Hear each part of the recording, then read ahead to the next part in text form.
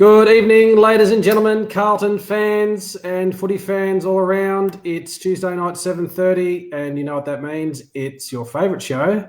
No, not Footy Classified, not that other show with Jared and Robbo. It's Carlton Live. Good evening, Johnny. How are you? Yeah, good, Trev. Good evening, everyone. Great to be here. We're in for a real treat tonight.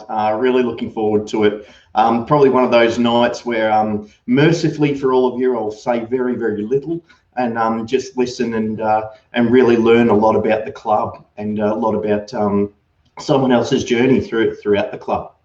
Really looking forward to it.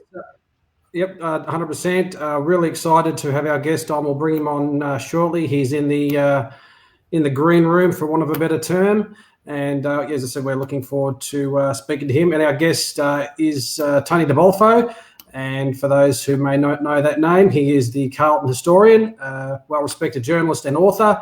And yeah, we're really looking forward to him. He knows there's not much to know about Carlton that he doesn't know. He's been there and seen it all. He's written some books on some legendary Carlton players, including Sauce, Sticks, and Cooter. He's as I said, there's not much Carlton he doesn't know, and he's part of his job. The historian will learn all about, as well as his journey to becoming a Carlton supporter. So really appreciate Tony coming on. Bring your questions through. We'll put them up on the screen for Tony during the show. And if you've got any questions for him, we'll certainly get those across to him. Yeah, I've got to say, I'm a big admirer. I've got a lot of respect for our guest coming up. For many, many years, I always took great pleasure in reading his articles. They were always extremely well researched and extremely well written. And it's pretty hard in the sort of sometimes in the media environment to get some. a bit of headspace and above all the noise, but the articles that he always wrote were always just brilliant to read. And, you sat down with a cup of tea outside and, just really looked forward to it. For sure. Okay, without any further ado, we shall bring Tony into the show, and hopefully the magic of technology is working and he will join us in 1 second. And good evening, Tony DeBolfo. Thank you very much for joining us. Thank you, Trevor and John. Lovely to hear those kind words. Checks in the mail.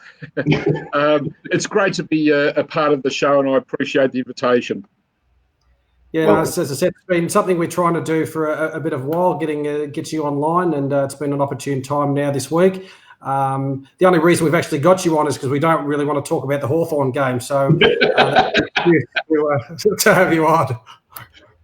Yeah, well, I was reflecting on that unfortunate contest during the course of the week, but even leading up to the game, I was very mindful of the statistics, the win-loss ratio involving Hawthorn and Carlton since Alistair Clarkson took the helm as Hawthorn coach, and I think it's now gone from something like 16-2.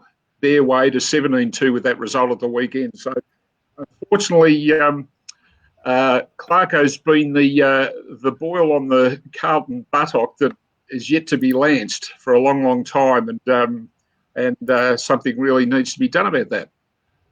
Yeah, look, I remember back when he first got appointed, and he's in his first season or two, and I was living in Ballarat at the time. And there was all these articles about, he's got to go, he's no good, and all this sort of thing. And, I should have lanced it back then.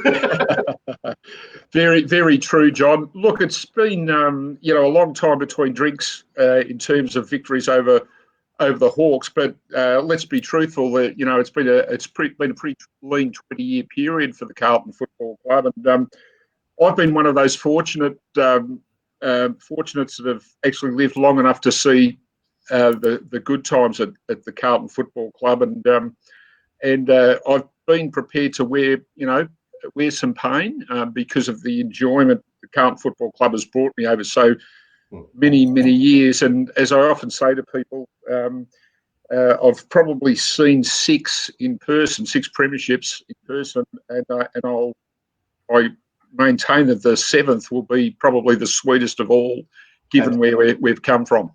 Yeah, absolutely. Yeah, look, you're right. I'm of the same. Well, I'm of an age too where when I was a kid, we were just completely dominant, and, just if you didn't make finals, you were so disappointed and heads would roll. If you, even if you didn't make the grand final, you were crying. Yes. And it's interesting because I've got a wonderful person who I work with, Rose Zaraki, who does some work at the Carlton Football Club as well. Brilliant writer and really up and coming, but she's of an age where all that she can remember is the absolute opposite of Carlton. She's never seen it at the good times. I can recall, John, a recent conversation with Stephen Goff, former, CEO of the club, a football director, and so forth. And he was reflecting on those times through the 80s, I suppose, when negotiations were being had over prospective Carlton recruits trying to land, future Carlton players to the club. And they'd go through the, and of course the parting comment to the prospective recruit always was, "Of course you're playing finals. Of course you're playing finals." It was a given. It was an absolute given that you come to Carlton, you'll be there when the whips are cracking in September, and we want to get back to those days. That's for sure. Yeah, that's right. I've reserved a special spot on my body for the Carlton 2021 to 2025 Premiership logos. So that's going to go proudly somewhere on the back or the shoulder somewhere. Lovely. I'll advocate that wholeheartedly, Trevor. And it'll probably be done live on this show, no doubt. Ratings winner, that'll be. Ladies and gentlemen, if you're just joining us, thank you very much. As you can see, we've got a very special guest coming through tonight, and that is Carlton historian Tony DeBolfo. I'm very excited to get Tony on, and I'm sure you're all a treat as we hear not only his personal story about being a Carlton supporter, but some of his stories and some insight into the work he does as the Carlton historian. Mate, you're not usually being the one interviewed. It's usually the other way around. Is it a bit uncomfortable being in the hot seat? It certainly is, Trevor. Funnily enough, I can empathise with the players I've interviewed over the years. That I've put on the spot in various situations. I was reflecting not so long ago. We were talking about the 80s a moment ago, and I can recall in my other life as a newspaper writer, through the finals times through the 1980s, you'd sort of saunter into the rooms at the MCG after a game or VFL Park, and you'd look around the rooms, and you'd see, Mark McClure or John Dorotich, Wayne Blackwell, Harms, Buckley, and you'd say to yourself, who shall I speak to today? Of course, if you're a journalist in this day and age, you head down to the rooms now and you're greeted by a media manager who will actually tell you who you are talking to. And there aren't any options. There's one player put up and that's pretty much it. So when I think back to those days, it'd be fair to say that I was a kid in a candy shop. And to think I was paid to do it as well. It's nice work if you can get it, that's for sure. Fantastic. You talked about how you've put people in the hot seat before in an interview. Was there any particular uncomfortable interviews that you can recall? Look, I won't mention names in this instance, but there was an occasion where I was threatened with death. Oh God! Which I thought was a tad over the top. I don't think I'll forget that in a hurry. Thankfully, the person concerned didn't follow through with the threat. I'm still here, but that was a fairly challenging period and completely out of left field, obviously. But look, by and large, I have to say that I've enjoyed a really good relationship rapport with a lot of players and officials.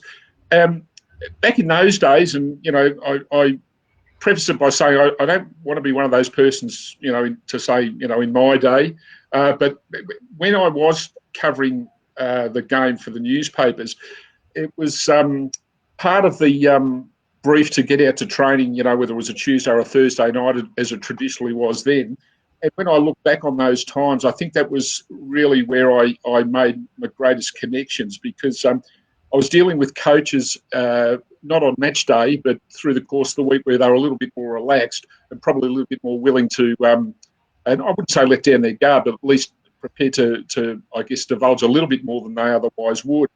And now when I think back on those days, I think they were probably the happiest days of my time in the game. I really enjoyed heading down to training, whether it was Princes Park, whether it was Windy Hill, whether it was Punt Road or Victoria Park. I met some great people, and when it's all said and done, I think whether it's in football or in any walks of life, when you look back on your time in the workforce or whatever it might be, it's about the friendships. And I think when I reflect now on my time in football, it's all about the friendships to me, and I've made some great friends out of the game. Yeah, here, absolutely, mate. With a name like DeBolfo, it was probably preordained that you were part of the Lygon Street crew and destined to follow the navy blue. Was it in the blood? It was, Trevor. I think I mentioned to you through the course of the week, and you asked me to answer a couple of questions, that when you talk to any supporter, or I found in life that if you talk to a supporter and you ask them the question, who do you barrack for, you find that it's either family or fate. And in my case, it definitely was family. My grandfather and his three brothers took a steamship from Genoa in northern Italy to Melbourne, Australia in 1927 between the wars. And in those days, Carlton was probably the port of call for newly arrived Italian migrants. I know that my grandfather, when he arrived, I think he spent his first night above a little bakery in Victoria Street, North Melbourne, just near Capel Street corner on the high side of Peel Street. And but he ultimately settled for a period in one of the boarding houses, the old boarding houses in Canning Street, Carlton. And at some point around about 1929 or 1930, he was asked by a friend if he'd like to head up the road to this place called Princes Park to see a football team called Carlton play this quaint little game of Australian rules football. And my grandfather went up there and he saw Horry Clover play, and he always said to me that Clover was the greatest player he saw in a Carlton Guernsey, and that Laurie Nash was the best footballer he saw, period. Anyway, from that point on, 1930 through to when he died, 1981, he supported Carlton right through, and as did my dad and myself, my brothers, now my children. We've got our grandfather to thank for that connection. And a little side story, Trevor and John, to this is that my grandfather was a cabinet maker by profession. And when I was old enough, I was probably about 8 or 9 at the time, may not have even been that. My grandfather fashioned this little collapsible stool out of Baltic pine that he took with him and us to the terraces at the Garden Street end of Princes Park. And it was a game against Geelong, would have been 1969, late in the season. And can you imagine that moment when you've got the terraces, standing room only at the Garden Street end of Princes Park, and suddenly the little stools set up. You stand on the stool, and as a young kid, for the first time in your life, you can see over the heads of the grown-ups out into the field of dreams.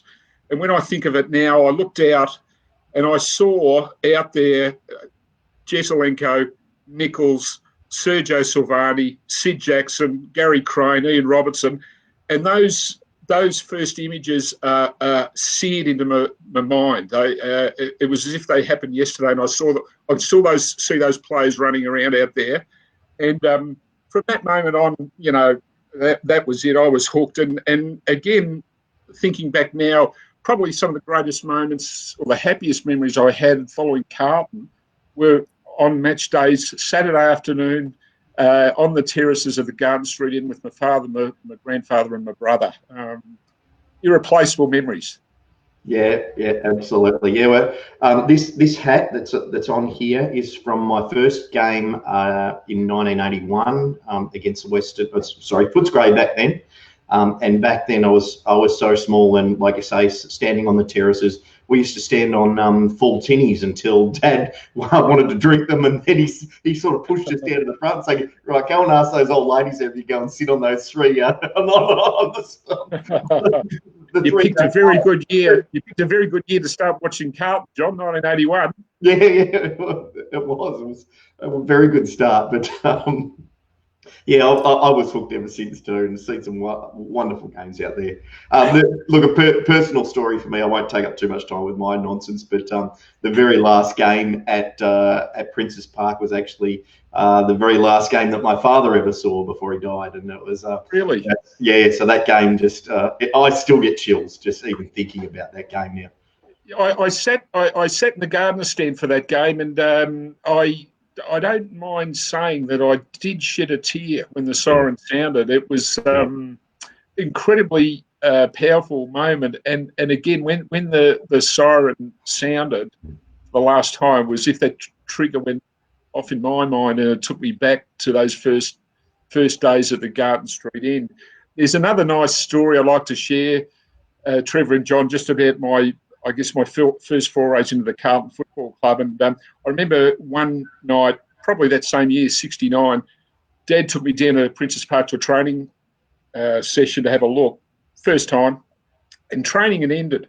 And the players were walking off the track, and the kids started running out. I had my autograph book, and Dad said to me, he prompted me, he said, "Listen, get out there. You've got to get out there and get a couple of autographs." So I tentatively walked out, and I got to the bottom of the race in front of the old Heatley stand, and walking off the ground at that moment were the two players were Ricky McLean, who ended up at Richmond, fearsome player he was. If you think of Tony Lockett, that's the sort of player McLean was. It was him and Bob Edmund, the brother of Jim Edmund, the former Footscray captain. Bob himself was a weightlifter of Commonwealth Games standard in a later life. But I walked out, and I tentatively gave these two giants my autograph book, and they both signed them quite graciously for me. And many years later, under totally different circumstances, I headed up the highway to interview Ian Stewart. Ian Stewart was eligible for the Italian team of the century, and I went up there to interview Ian about his family story, which few people at the time actually knew. And sitting with him in this little cafe where I met was this broad-shouldered fellow with his collar up and a cap like yours, John, pulled down over his head. And I looked at him, and I said, "That's Ricky McLean. That's Ricky McLean." And I said, "Ricky," I said, "you're not going to remember this, but many years ago, you were the first Carlton player to actually sign my autograph book." And I said, "I know you had a fearsome reputation in football, but you were the perfect gentleman to me on that occasion." And he looked at me and he said, "Was I?" He was totally delighted to hear that story. But they memories I won't forget. And it's often said about autograph hunters, kids that get their autographs signed books. You don't forget a player signing your autograph book, nor do you forget a player that refuses to sign your autograph book. Either way, you don't forget. And we won't mention any names, of course. Of course not. Very circumspect here.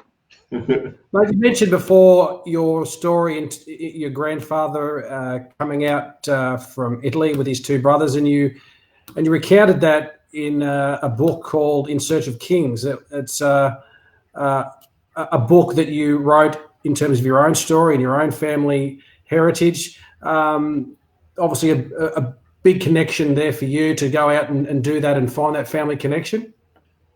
Look, it certainly was, Trevor. I wrote that book for a lot of different reasons, a number of reasons. I was very fortunate that my grandfather's brother was still living, and he was, in fact, the only one of the three brothers at that time still around. My grandfather, who I love dearly, had suffered a stroke about 2 years prior to his passing, which affected his speech.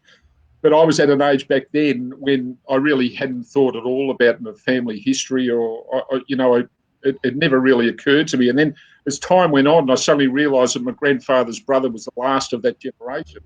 And I remember thinking at the time, my word, if he dies tomorrow, that story is lost. Why did those brothers come to Australia? What were they leaving behind, and what were they coming to?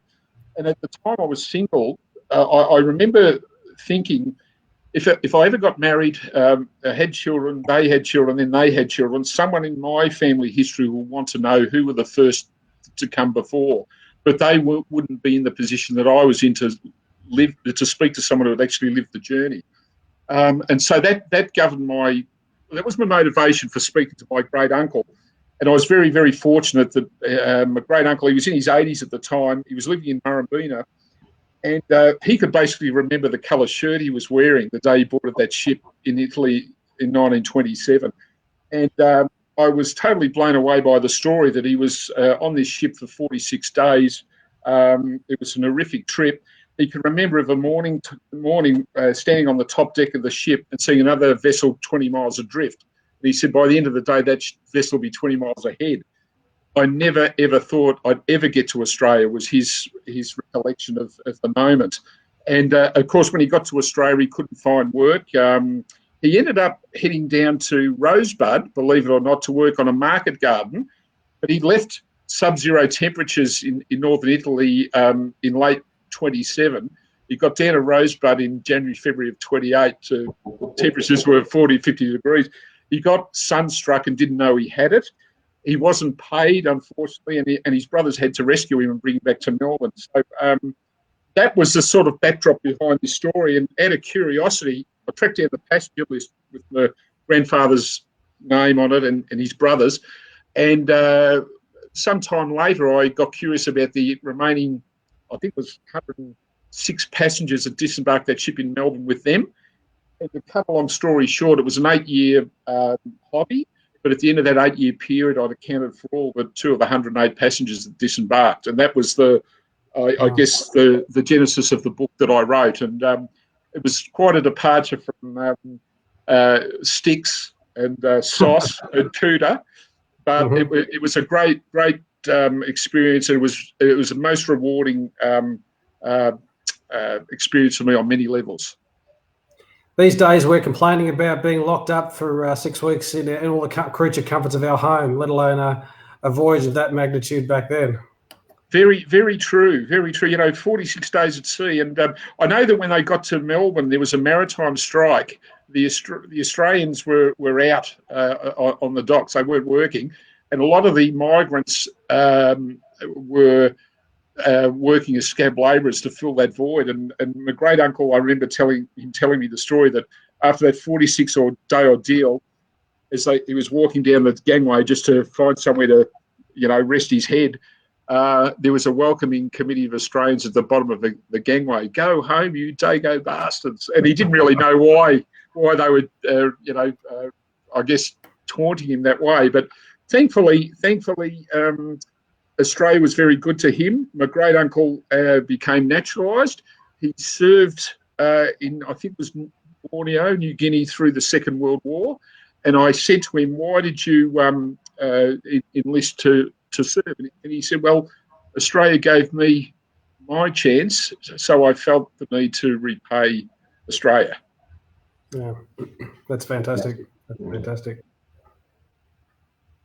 And they've also, as I said, passed on some blue blood to you, so that's even more important. Yes, that's so true. Dad too followed Carlton loyally.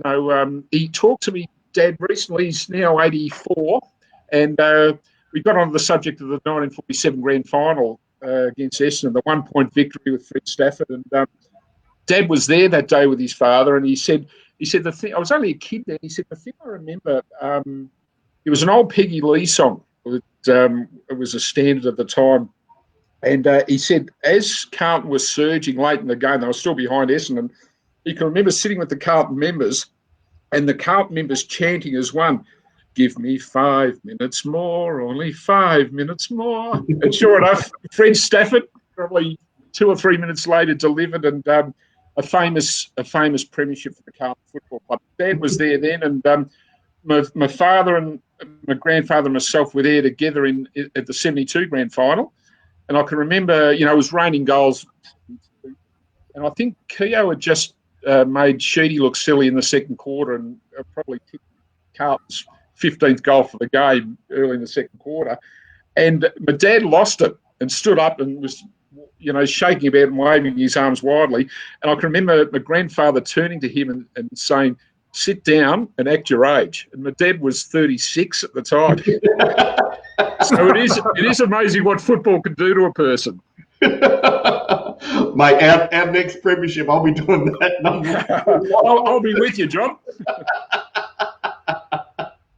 Mate, when did you start recognising, the importance of the historical element to, not just necessarily the footy club, but obviously you've had that connection again with your book and your heritage and your grandparents coming over from Italy. When was that connection made about the importance of that historical stuff? Oh, look, I think I've always had perhaps a sense of history and love for the Carlton story. I mean, Carlton's history. I mean, we frown on that 20-year period we've all lived through so far this century, but by and large, if you look at the history of the Carlton Football Club, it's an old traditional club, one of the oldest sporting clubs in the world, and its history is a grand, rich history.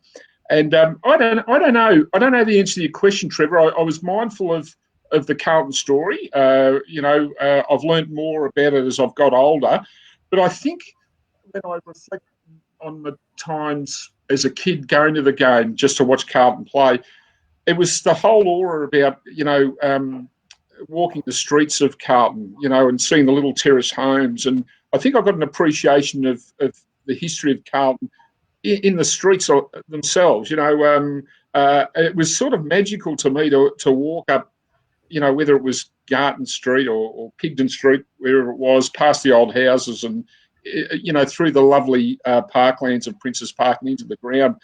To me, it was all part of the history. And I think as I've grown older, I think people, by and large, as they get older, they do become a lot more sentimental. And I think as I've got older, I've developed an even greater appreciation of the history of the Carlton Football Club. But I do say this, it's a stock line, Trevor and John. The one thing I've learned in being the historian of the Carlton Football Club is that I realise how much I don't know. Because even now, 100, 150 years after the event, stories that are 100, 150 years new are surfacing for the first time. And you get an understanding of the story of the Carlton Football Club, the people who made it. Obviously, we know the ones who are famous, but there are so many great people, unsung heroes of the club, upon which the Carlton Football Club was built. And they're the stories that I still discover. And I think that's what I love most about the job that I do. My background was in writing. I'm not a qualified historian, but I am a writer, and the best stories are true. You can't fabricate them or concoct them, and I'm still discovering these stories with every year that passes. Well, we'll get on to your specifics of your role as the historian very shortly. If you're just joining us, ladies and gentlemen, thank you very much. This is Carlton Live, a special edition with Carlton historian Tony DeBolfo. We've already said that we've got him on in lieu of talking about the Hawthorn game. We might do another special during the week and cover that off, because there's lots to talk about in that respect. But for tonight, it's all about Tony and his stories and his connection with the footy club. And so far, it's been fantastic to hear from you, mate. And you mentioned in terms of your writing, did the love of the footy club bring you into journalism, or was it the opposite way around? You had a passion for that, and it just had that connection was there? Well, Trevor, I did know early in the piece that I wanted to be a writer, and probably specifically a football writer, because I knew that while I loved the game and I loved playing the game, I knew that I was never going to make it as an AFL footballer. I was so far, I had my limitation was talent and talent alone. That was, I wasn't a great player, so I knew that I wasn't going to get that opportunity to play league football. People won't remember how good you are now, mate. You can always embellish a bit about your football ability. That's very true, Trevor. I knew that I didn't want to become an umpire, so I figured that covering the game would probably be the next best thing. I probably went in with rose-coloured glasses as a writer, because I can remember when I joined the Herald Sun, or the Sun as it still was then, there was a game between Carlton and Essendon. Pretty sure it was out at Windy Hill, and there was that horror stretch for Carlton, not dissimilar to the one we're going through with Hawthorn at the moment, where we couldn't knock the Bombers over for a long period. And I remember there was a post-match press conference which David Parkin presided over, and I think David, he's a great football man, David, and a lovely person to go with it, but I think he'd be the first to admit that he wasn't the greatest loser in those circumstances. And I was only a kid starting out, I can remember this, and I would have asked him a really inane question after the game. I can't remember the question, but I'm sure it would have been a fairly innocuous, but probably a silly question, really. Anyway, he jumped down my throat, and I was sort of really taken aback. And being a Carlton supporter too, this was a real shock to the system. And I remember walking away from the media huddle afterwards, and there was an old journo for the Sun many years ago named Jack Dunn, a real hardened wordsmith for the Sun for many, many years. And Jack must have taken a little bit of sympathy upon me. And I remember him walking over to me afterwards, my head was down, and he said to me, "Don't worry, son, see him in, see him out." And Jack Dunn would have seen a lot of coaches over the years in and out as the cut and thrust of league footy. David Parkin, I have to say, is one of the great football people, and he still comes down to the club. He's passionate about the club and the game, and he's been a great Carlton person, and I love catching up with him and talking football with him. My grandfather used to play bowls with his dad at the Hawthorn Bowling Club, and said he was an absolute gentleman. There you go. Well, it's a family trait, I'm sure. His father, I guess, would have been a lovely person, John, as you say. Mm. No, that's awesome. We might move on to your role as the club historian. Probably the best job really in the world. Let's be honest. It's great fun. Other than playing for the club, it's right up there in terms of jobs. We've got our own sort of Carlton. We call him Carlton Google or Carlton Wikipedia. Andrew Lake, who's a valued member of our team, and our go-to every time we need some information on the show that we don't have. We've got Andrew. Doesn't need to Google it. I should commend Andrew. I know Andrew, and Andrew supplied all the statistics for the Stephen Kernahan story. Wealth of Carlton information. There's probably one man out there that would have me covered in terms of what he knows about Carlton history. Andrew might be just the man, but he was a great help to me. Take care of yourself. Just take care of yourself, because Andrew's got one hand on the back of your chair. Yes. No, it's he was a great source of support to me when that book was coming together, and I thank him immensely for it. It's sorry. How did the role come about in terms of connection? Well, what happened was I'd worked for probably, from the time that I left school, I basically got a cadetship and like an apprenticeship, and I once I became a qualified journalist, I was writing footy pretty much from day one, and so I was at Inside Football. I was at the Australian newspaper covering the game. I ended up at the Herald Sun, but my love always was to Carlton, and I always hoped that that one day Dame Fortune would smile upon me and that something might open up. And I was getting to the stage in life where I thought it wasn't going to happen. And then it was early 2007. I got a phone call from a couple of fellows I knew in public relations who said to me, look, just to let you know that Dick Pratt has indicated his interest in becoming president of the Carlton Football Club if, in fact, the club wants him to do the job. And if he does so, he's looking for someone to represent him at the club, working for him on the Visi payroll. He asked them if they knew of anyone, and those fellows, to their eternal credit, volunteered my name. The next thing I knew, I was in at the Visi offices. The Visi office was a little. It was a building just off William Street. I think it was Little Lonsdale Street. And I went up there, and I hadn't met Dick Pratt before, and he basically offered me the job there and then, and it was an extraordinary moment. I mean, I couldn't believe how it had all eventuated, and I can remember Dick Pratt was a pretty amazing man. I remember after the press conference where he famously said, "Oh yeah, I'll put a couple of bob into the club" when he took over as president. I remember after that conference, he walked down to the old Higgins Bar, which was in the old Carlton Social Club, people who may remember it. And it was a really dark and dingy place. It was always a great go-to place after Carlton games. All the members would go down there, and you'd find people like Jim Buckley and Peter Dean all going down there to have a drink with the members afterwards. It was a fantastic place, but it was a really dark, dingy place. There were no windows or no natural light. There was nothing.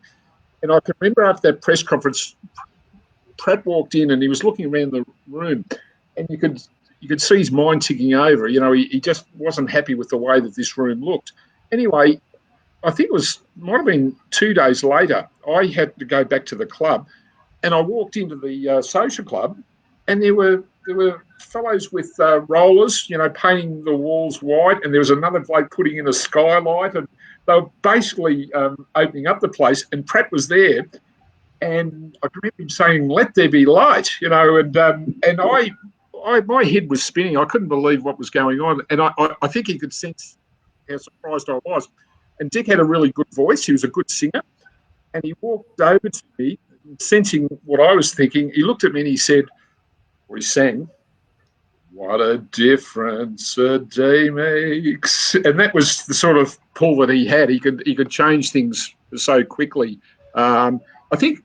It was only an 18-month period that he presided as president, but it was a whirlwind that swept through Carlton at a time where I think we needed it. I mean, that led to Judd coming to Carlton, and that was how I started at Carlton. It was through Visi, and then when Richard Pratt died, of course my job at Visi ended. But I loved my time at Carlton so much that I went to the club and said, "Look, I'd love to stay on if I could. I could work in the media department and serve as historian." And thankfully, the club acceded to my request, and here we are. What's that? 12, 13 years later, still going at the club. So I hope that answers the question, Trevor. And we're all the better for it, and we thank Dick Pratt for his foresight to do that and to bring such a person like yourself on board, because it's. Can I tell you another story about Dick Pratt? Please do. That February that he took over, and we talked about Hawthorn earlier. There was a pre-season game. I think it was the first game that he presided over as president, Carlton versus Hawthorn in Launceston. And I can remember him saying it was a Sunday game. And he said to me, "Look," he said, "just be out at Essendon Airport around whatever it was, 10:30 Sunday morning." Righto, so I had these directions. I go out to Essendon Airport, and there's this giant hangar. And all the board are there, and Judy Pratt's there, and everyone's there, and the doors to the hangar open, and out comes the Learjet. So suddenly we're on this Learjet. We catch the Learjet down to Launceston Airport. We get out the tarmac there. There's a shuttle bus waiting at the airport to take us to the ground. We got to the ground in time for lunch before the game. We were guests of the, I don't know who was there, might have been the Premier, I can't recall. And then, to top it off, Carlton knocked Hawthorn over in that game. And I can remember Dick Pratt in the huddle with the players singing the song afterwards. It was magnificent. We then had to catch the plane back. And we were on the plane back, and on this little jet, it was if you can imagine, it was like on those pencil planes where it had an aisle with a seat either side of it. And then at the end of the aisle, it would open up into a sort of a U-shaped section where there were bench seats in sort of this U shape. And going back, Dennis Pagan was coach at the time, and Sean Grigg, who was playing for Carlton then, had hurt himself. So he needed medical attention reasonably quickly. So he came back on the jet with Dennis Pagan. Anyway, we left Launceston Airport, and the jet levelled out. And after it levelled out, suddenly these stewardesses walking down the aisle with crayfish and prawns and Moreton Bay bug on these silver trays. Would you like a champagne, sir? Oh, and I thought, gee, don't I? And I remember Pratt saying, you've got to celebrate the good times. They're only fleeting, you know. Sitting there munching on these Moreton Bay bugs. And I think I'll remember this till the day I die. I can remember Dennis Pagan saying, I've seen a lot of things in my time in football, but this takes the cake. It was an extraordinary moment, and I can say I was fortunate enough to be on the plane on that occasion, and I don't think I'll forget that in a hurry. And that was the last time we beat Hawthorn. That topped it off. It's a pity it wasn't a Perth trip. You might have got a little bit longer on the plane. Yes, yeah. Can you imagine what it would be like if we played an exhibition match in London? Yeah. That could have got a bit messy. That could have got.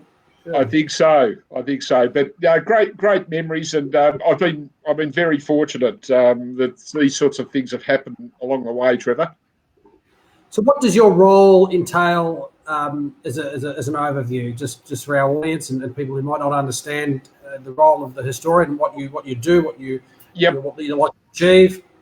Yep. Well, when I started as historian, one of the first things I realised was that we were inexorably going online, and yet the football club, a lot of their archival material was still, like, photographically, they were the old 6x4, black and whites, and nothing had been digitised. So I thought, well, may as well start now. And I started to set up a digital archive for the club. And that was, as I say, 2007. So you can imagine now, 12 years on, it's quite a substantial collection. There was also a lot of physical items that were in various nooks and crannies in the ground in storage. The old premiership montages, the trophies, some amazing artefacts looking back. I know, I can remember, I can still see now, Jeff Southby's blazer when Carlton went on that world tour in '72. Lovely items that were donated to the club by various players along the way. One incredible discovery, it's probably the greatest of all finds, I think, in my time at the club, really, was I went on a walk at the ground, and I was walking through the Hawthorn stand, the Richard Pratt stand, and the Henry Gardner, who's the grounds or the venue manager at the ground, or he looks after the upkeep of the stadium. He said to me, "Oh, there's a fair bit of material in one of those old. It was one of the old bars on the concourse. It was locked up." He said, "There's a fair bit of old material in there if you want to have a look." I said, "Yeah, I'd love to have a look." So I went in there. One of the first things I saw, there was a cardboard box, fairly large cardboard box on the floor, all these hardbound volumes. And I thought, well, these look really interesting. And I dragged one out. And the first one I saw, on the inside cover was written 1907, and it carried the signature of Jack Worrell, who first secretary and coach to 3 premierships, 6, 7 and 8. And they were the minutes of one of the meetings from 1907. Basically, we have the minutes of every meeting at Carlton from that period onwards. And I've often thought that there's probably a really good book in that to go through all the volumes of the minutes since 1907 just cherry pick some of the things that have happened. Because when I said to you earlier about hearing stories 100 years new, not 100 years old, 100 years new. Well, for example, in one of those volumes, I found the listing for where the white CFC was first adopted as the Carlton monogram, and that was 1908. A little entry in the minutes. I thought, well, no one would ever have seen that before, other than the man that wrote it into the book all those years ago. And there's some absolute gems in there, right through. You know, you're taking in the era of Percy Bentley when Bentley was coaching in the 40s, and then Barassi, the Barassi years right through. So there's probably a book in the minutes of the Carlton Football Club alone. So that was a great find. The other find, really, the John Elliott minutes were probably redacted or blacked out. Yeah, well, I think the ruling is that I'm not sure if it's a 50-year. There's a 50-year. How do I describe it? A limitation. So anything this side of 50 years ago is you can't basically circulate. I think that's the rule. But anything 50 years earlier. So the Elliott years are probably something to be explored by another historian somewhere down the track for me. But there are some incredible tales, incorporated into those pages. Probably the other great find, Trevor and John, came totally out of left field. Only happened about 2 or 3 years ago. A fellow came forward with the 1947 flag that had been missing from Carlton for about 25 years, and it was sort of a little bit, sketchy, shall we say, how this fellow came to be in possession of the flag. He said that he found it in a laneway down off Cemetery Road, not far from the ground, and it had been sitting in his shed. He'd forgotten about it for about 25 years. Anyway, it was good of him to return it. And I don't know if you've ever seen an actual real premiership flag in close up, but if you unwind them, they're bigger than your lounge room. They are huge damn things, and but it was a magnificent moment for the club to regain that premiership pennant after all those years that had been missing. So these are the sort of gems that happen along the way. Fantastic. Now, just getting back to the 1907 minutes that you were talking about. I believe, the quote that you just gave, I believe underneath that was a scouting note saying we must keep an eye on Kane Simpson. Any truth to that? Yeah. He was. I think he was 3 years in at that stage. Yeah, talking about durable. I mean, the little bloke. I mean, it is amazing, isn't it? When you look at Simpson going around, he hasn't lost a yard. I mean, that's the thing with him. I think when your pace goes, you're probably it's your body telling you, "Old father time waits for no man." But he still gets around, and he's still, that moment with the smother that we reflect on early in the year, late in the game. That was Simo to a T. Was a desperation and dogged determination and all heart. The little big man of Princes Park, I reckon. He's been a great servant for Carlton, and it ain't done yet. You've done the Steve. He's my favourite player. I just absolutely love him and have for a long, long time. You say he hasn't lost a yard of pace. He's never put on a kilo either. No, that's true, John. And you talk about toughness in footy and players who are tough. Well, you'd say pound for pound, none tougher. Yeah. Like if you look at his size and stature, it defies logic. How could a guy of his size and stature actually not only play the game, but play the game for as long as he has? To me, it's almost it defies physiology that he can actually do it. That his body can actually find a way. I'm amazed that he hasn't fallen apart by now. Put it that way. He's quite an incredible player. Consecutive. Yeah, it's hardly been injured in that time. No, he hasn't. And to think, what was it? Was duck eggs in the first game, wasn't it? No kicks, no handballs. First couple, yeah. A coach with less patience probably would have, pushed him out the door. Thank God they didn't. You've done the Stephen Silvani biography, you've done the Cooter biography, you've done the Sticks biography. Maybe it's the Cade Simpson biography when he finishes playing up in another 25 years. I might be dead by then, Trevor. I maintain, Tony, he's going to be the first player ever to collect match payments and a pension. Yeah, and he would have been paid in pounds and pence when he started out too. Great player for Carlton, no doubt about it. I love him. I really wanted him to be captain at some stage. I think before the Judd years, I've often said this. I would have loved to have got the captaincy then. The thing with Simo John, I think that was would probably stymie that was that he's an incredibly quiet sort of player, and I'd almost say quite shy and introverted. So I don't think that that he would have actually ever put his hand up to take on the mantle or the responsibilities of the captaincy. I think Sim is a sort of bloke that prefers to lead by example on the track than having to worry about the residual stuff that happens off it. Yeah. Okay. So I would say that look, you look at Simpson and think, well, he would have been a great Carlton captain, but I don't think he ever entertained the prospect or courted it. He's just happy to go along the way he has done, and he's done it beautifully. Yeah, or maybe it would have shortened his career with the extra responsibility too. So, I guess be thankful for what we've got, hey? Very true. Very true. Ladies and gentlemen, if you're just tuning in, which I hope you're not, I hope you've been here from the start, as you should be. We are with the Carlton historian, Tony DeBolfo, and it's fantastic going and hearing his stories, his connection with the club, his role as the Carlton historian.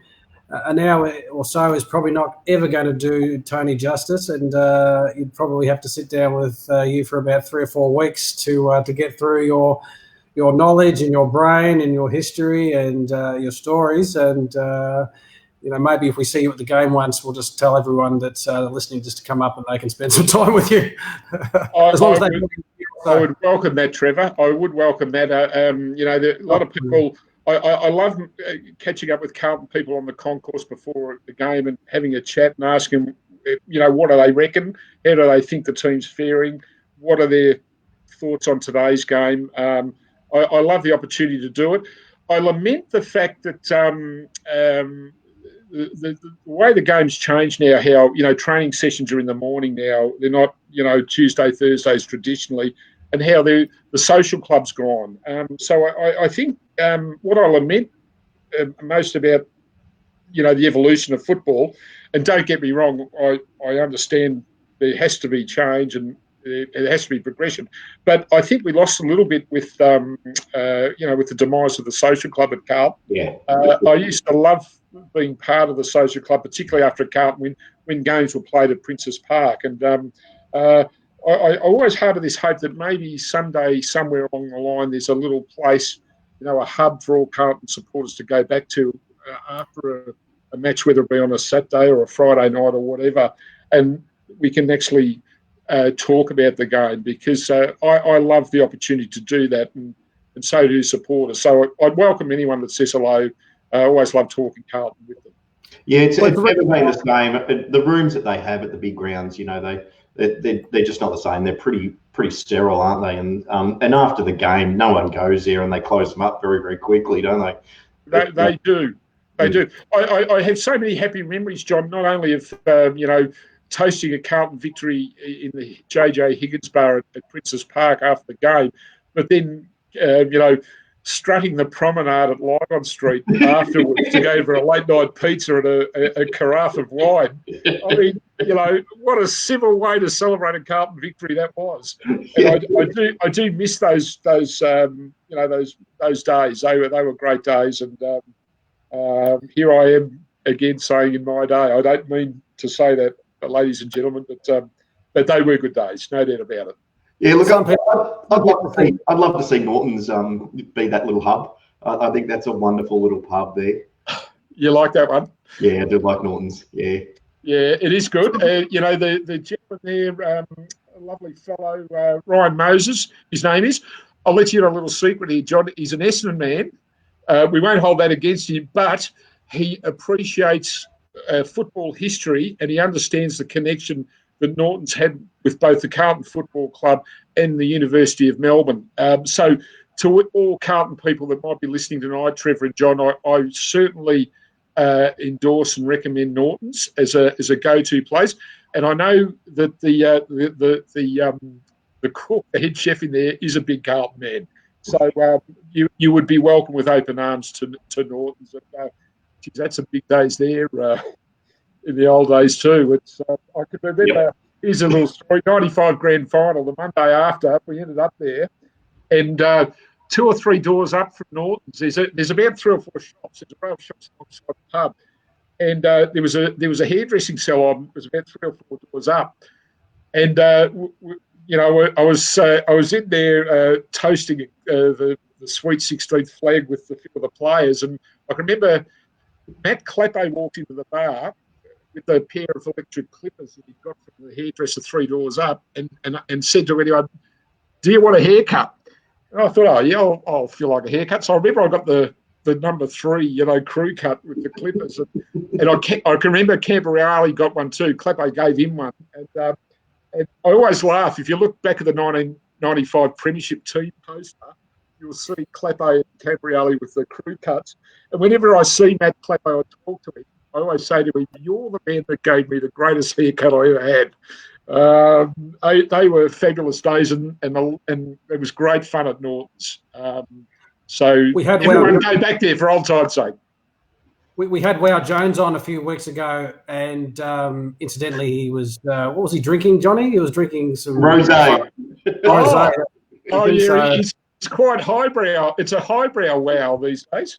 Yeah. Once we realised that the whole show was off, and we were going to cut him off. We wanted the big drinking, big talking Wow Jones, but he mentioned David Parkin driving down and looking through the window, looking out for them at Norton's, but you know they'd be always around the corner after training to hide out from Parko. Oh, they had a few hordes. I remember in 1995 there was a if you know Lygon Street, there's where the clock tower is. There's a lane. I wish I knew the name of the laneway, but it runs off Lygon Street down to the clock tower, and at the end of it, there was this little bar. And it always had the curtains drawn and there were no lights around. And it was magnificent because the players used to go there in 95 after every home game and they, you know, celebrate there. A few people got in, but the players were basically left alone. And Really? you can imagine what it was like in 95. I mean, you go in there every Saturday night toasting just another victory. I could remember when I was at the Herald Sun at that time and I took out the tipping that year. The one and only year I won the tipping competition, the Herald Sun, I won it by the length of Fleming straight because, you know, what was it, 23 wins out of 25 starts in 95. It was hard to go wrong if you were tipping Carlton every week. It's funny you say that. I was exactly the same. It's the last time I've won tipping because I tipped Carlton and Richmond every week, and they lost 6 games between them. yeah.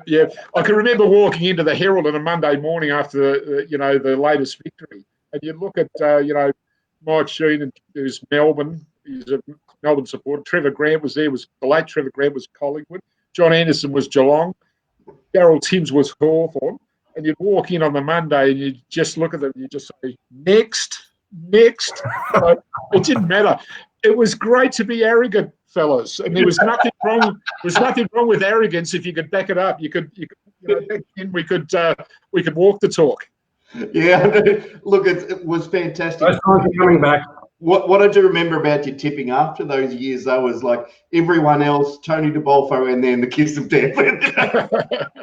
Yeah, well, back in '95, you're talking extremes. You know, there was the kiss of death down there. And I will claim credit. I was the accurate one in 1995, if only for one season only. Yeah. Now I've got a specific question. We talked about this before the show. You've got the wonderful Carlton Respects backdrop behind you. But I really, you started on a story that I really wanted to have the audience be part of, about how the orange has been a part of Carlton for a long, long time. Can you take us through that? Yeah, happy to, John. Look, it was when the pressure was come to bear on the clubs to adopt a clash Guernsey. I can remember suggesting to the club that maybe orange and dark navy would be the combination to go for, because if we had to change what is in fact the best jumper anyway, if we had to come up with an alternative strip, we could at least be true to history by adopting the orange. And it goes back to the very, very early days of Carlton's history. When I think Carlton would meet University, now, if I've got this right, Uni wore a dark navy as well, I think. So when the two teams play, Carlton wore orange caps to distinguish them from the other dark navy team that they were playing. So there was a historic connection or a relevance with those colours. And if you look at orange and dark navy, it is actually a magnificent combination. The club, in its wisdom, went with the white. That's their call. You have to respect that. But I've always thought of orange and dark navy as a fabulous alternative strip to the greatest Guernsey of all, which is the white monogram on the dark navy. Yeah, look, at least they listen to you, and I think they're the training Guernseys now, aren't they? They are. And they if you see the players wearing them, they are so striking. And personally, I think that colour combination works. Perhaps not all people would agree with me, but it's a really good combo as far as I'm concerned. Yeah, interior designers have just fallen on the floor in a fit. That's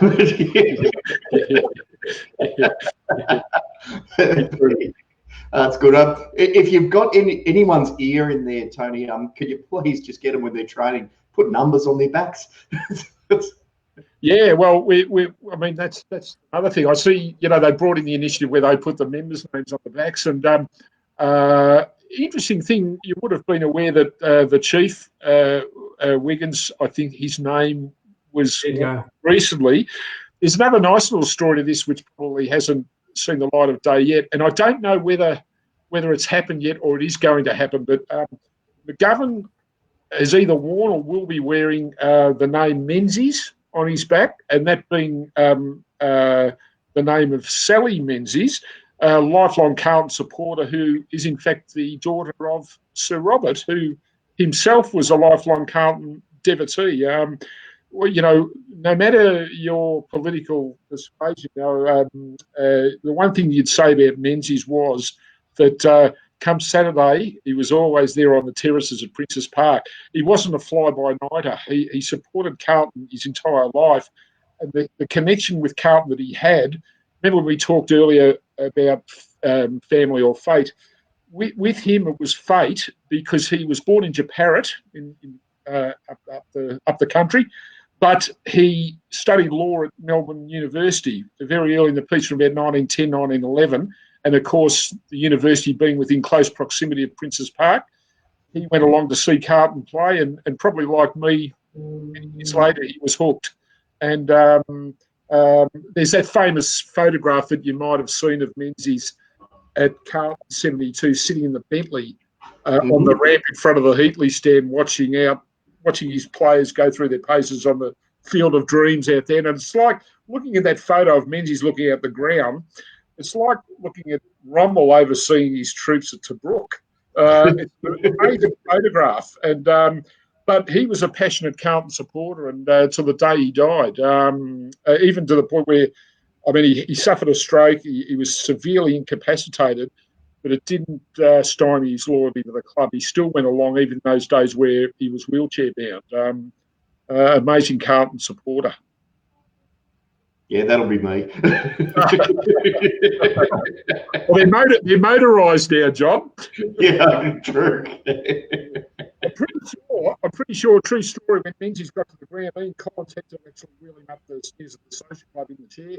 So how they did it, I'll never know. A logistical nightmare, but they did it. Yeah. Now you've triggered something in my memory. If I'm not mistaken, back in my collection, I reckon I've got a couple of cigarette cards of university players. I want to go back and have a look now and see if they were the team, the Navy Blue. Yeah, have a look. It's they'd be quite collectible. Thinking about it now, they've gone the way of Detroit, haven't they? You could do an Antiques Roadshow Carlton version, mate. There'd be no shortage of material, Trevor, and there are so many collectors out there. One of the delights being historian is when you get phone calls from someone who will say, "I've got an 1897 Carlton membership ticket that I would like the club to have at no cost." Then you'll get someone ringing in with a 1970 membership ticket that they'll want to sell to the club if the club's interested. Should point out that we make a blanket policy that if people ring up with items that they want to sell back to the club, we actually say no. We have to say no because if we offered money for every item, we'd go broke pretty quickly. So what we say is, if you would like to donate the item to the club, we would gratefully appreciate and accept the item. If you don't, please go to a collector. Or an auctioneer and sell the item. But there have been lovely moments where people have come forward to donate precious items, precious artefacts back to the club. So if any of our audience out there is holding on to a piece of memorabilia, just get in touch with us, and we'll put you in touch with Tony, and I'm sure it'll go to good use. Don't be like that gentleman that's holding out the 1947 flag. For all and thank you, Trevor. I appreciate that community service announcement, and I'd also be grateful for any supporters that might have old VHS tapes of Carlton games that I'd be interested in getting hold of those, even to borrow, because we're in the throes of digitising the old VHS tapes of games, specifically probably from the 70s and early 80s maybe. So I would welcome any tapes if people wanted to clear their attics and hand them this way. Our friend Ricky Spence, I don't know if anyone can see that image, we've just uploaded it. Nice. That's it. And I know it's a great photograph, and when I look at that photograph, Trevor, again, it conjures up so many happy memories for me. I look down towards the other end, the old Olympic Tyres scoreboard. John Bonetti, Sergio Silvani's cousin, built that scoreboard when he was at Carlton back in the 60s. And, that to the left of the scoreboard as you're looking at it was where I stood with my father and grandfather. That was our vantage point. And I know in the foreground there's a Carlton player just to the left of the behind post. That player was Greg Kennedy, the Eagle Hawk full forward who got injured in 72. He would have otherwise played in the 72 grand final, I think. But he was the man that still holds the record for most goals kicked by a Carlton player at Princes Park. He kicked 12 against Hawthorn, believe it or not. And I was at that game, and Kennedy's kicking style I would have compared to Peter McKenna's at Collingwood. His drop punts were perfect. I mean, every time he kicked the ball, it would bisect the big sticks. He was a glorious drop punt kick, and a great player whose career was unfortunately short through injury. He was a carpet layer by profession, and back ailments caused by his profession, I think, would pay to his career early. But he was a very good player. Another question here from our wonderful Andrew Lake. He asked if in Pratt, when he was there, you mentioned he was there for 18 months. Was there ever the discussion of us going back to Vizzy Park, or was the deal at Etihad or whatever it was back then too tight? Look, I think even to this day, if Carlton had its way, it would definitely entertain the prospect of playing games back at Princes Park. I think the issue is now for something like that to happen, you have to have the big players on side. So you've got to have the AFL for a start, because the AFL controls the fixtures. They tell you where to play. So they'd have to embrace the prospect of Carlton games being held back there. Then you'd have to get the imprimatur of both, or the financial support of both the state government and the federal government for funding, because you're talking millions here to try and get that ground back up to today's standards.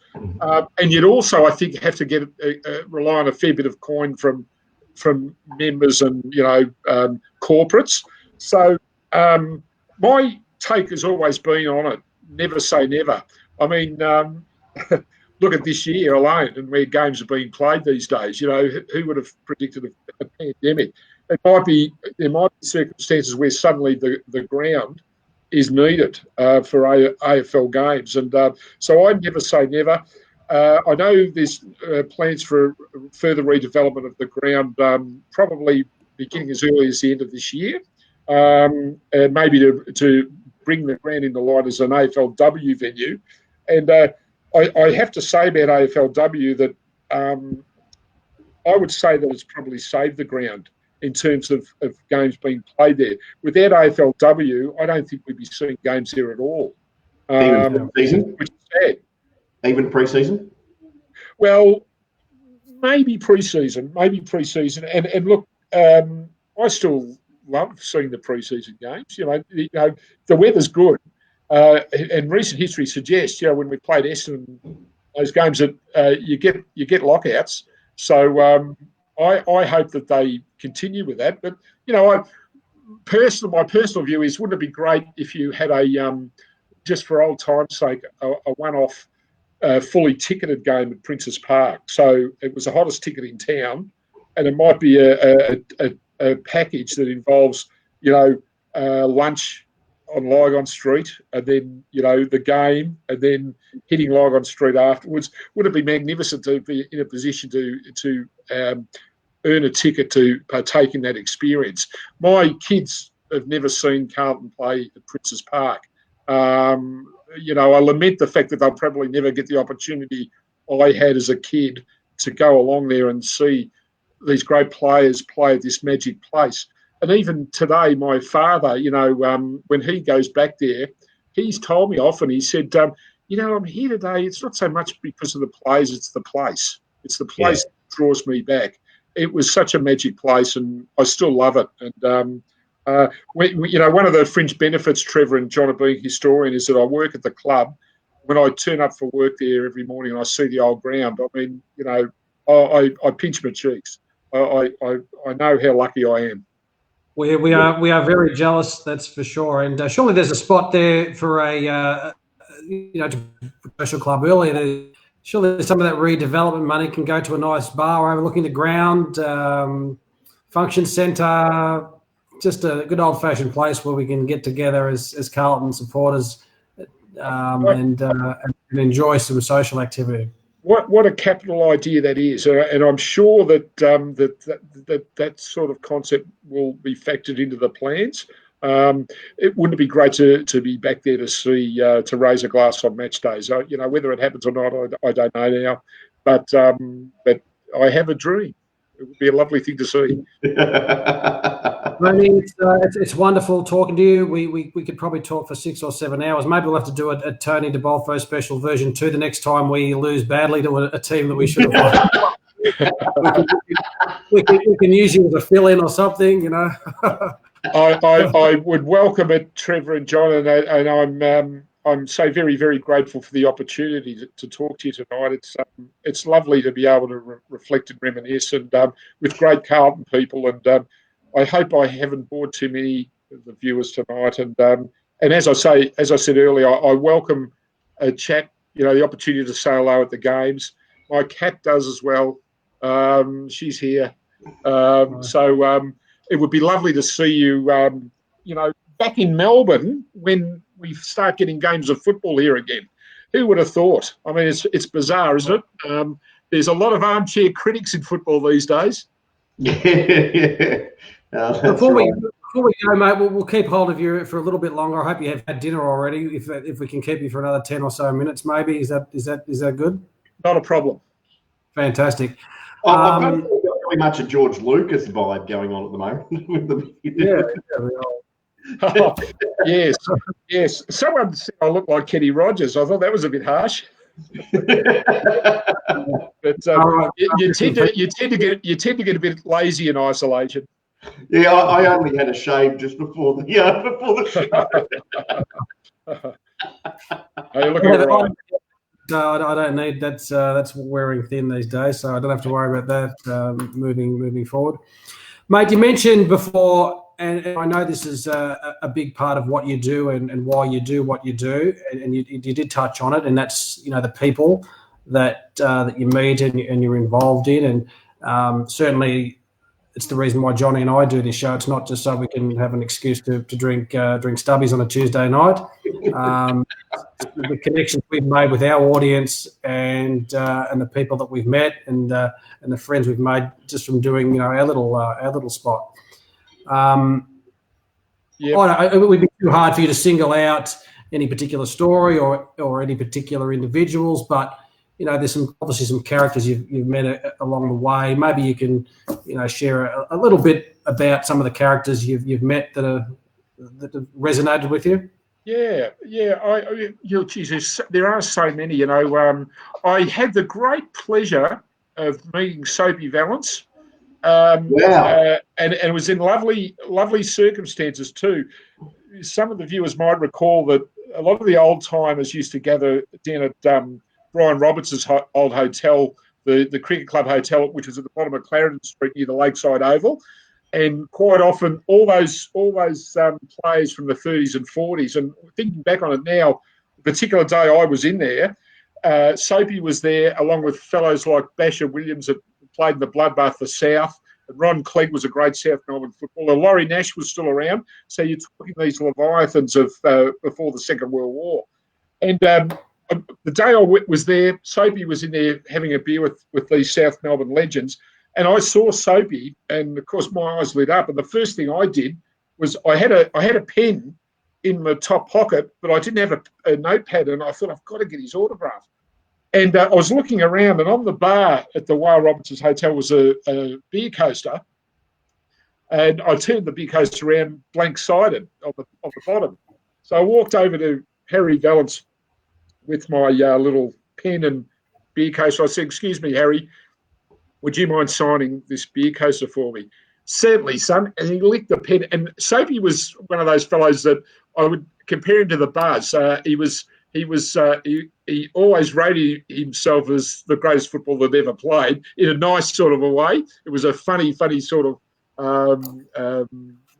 boastfulness that he had. And I can remember he was signing the autograph, and halfway through the autograph, he stopped. And he looked up at Laurie Nash and Ron Clegg and Basher Williams and all these greats of the game. And he said, "How many of you bastards are still signing autographs at 80?